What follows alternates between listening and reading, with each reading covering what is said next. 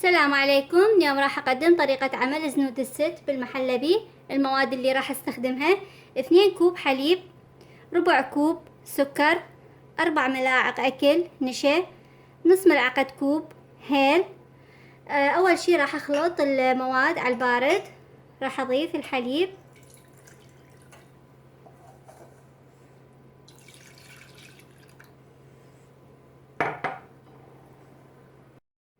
راح أضيف السكر والنشا،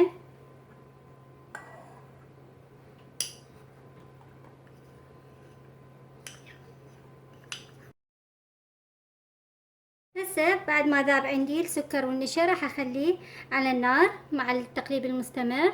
اضيف الهيل واخلطه لحد ما يثخن عندي. هسه المحلبية اصبحت جاهزة عندي. لاحظ انه هي شلون ثخينة، هذا الثخن مالتها. هسه راح اتركها تبرد تماما. يلا احشي. بعد ما بردت عندي المحلبية اصبح هذا شكلها. لاحظ انه ثخينة. هنا عندي اني عجينة البقلاوة طلعتها قبل بوقت. هسه اني اخذت 5 طبقات من العجين مال البقلاوة، راح اقسمهم بهالشكل هذا بالنص.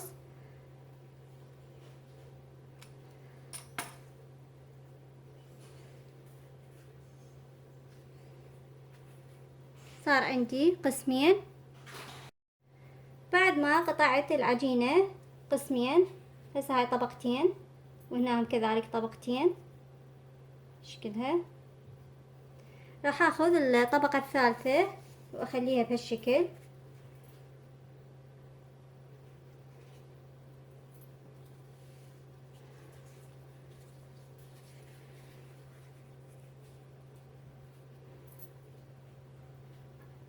راح اخلي المحلبي، طبعا مقدار المحلبي هذا الشي بكيفك.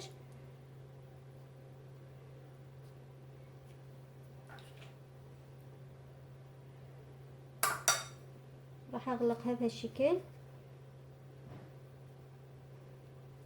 حاول اضغط عليها خفيف، لاحظ هالشكل. بعدين ابرمها.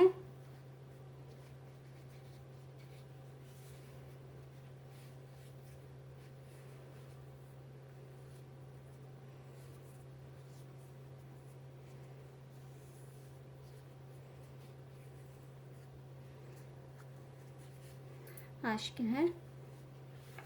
راح اسوي له قدامكم.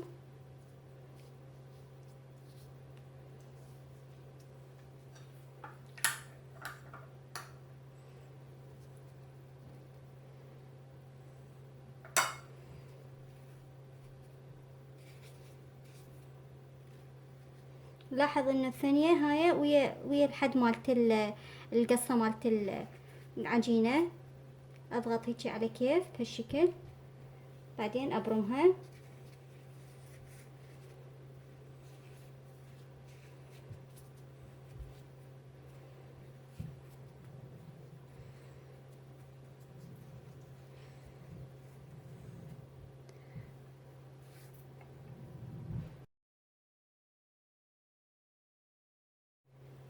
مثل ما قلت هاي طبقتين اثنين، الثالثة اخليها بهالشكل هذا.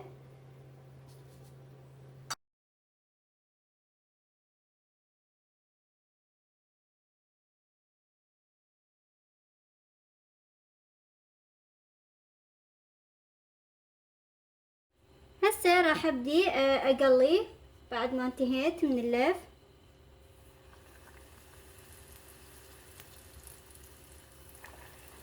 طبعا تخلين الزيت يحمى.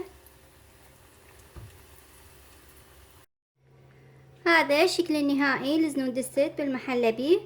بعد ما قليتهم خليتهم مباشرة بالشيرة. الشيرة عندي باردة وضفت عليهم الفستق الحلبي. ان شاء الله تنال اعجابكم والف عافية.